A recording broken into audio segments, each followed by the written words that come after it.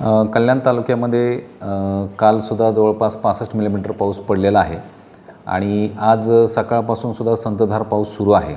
सद्यस्थितीमध्ये कुठल्याही प्रकारचं नुकसान जीवित किंवा मालमत्तेचं झालेलं नाही. मुख्यतः आपल्याकडे या ठिकाणावरून कल्याणहून अहिल्यानगरकडे जाणारा जो रस्ता आहे, नॅशनल हायवे, तो हायवे बऱ्याचदा बंद होतो, परंतु तो अद्यापही त्या ठिकाणी खुला आहे आणि त्या ठिकाणी उल्हास नदीची जी पाण्याची पातळी आहे ती पाण्याची पातळी सध्या सामान्य झालेली आहे. भातसा नदीकाठी कुठल्याही प्रकारचं त्या ठिकाणी पाण्याची पातळी वाढलेली नाही आहे. काळू नदीचीसुद्धा पाण्याची पातळी सामान्य आहे.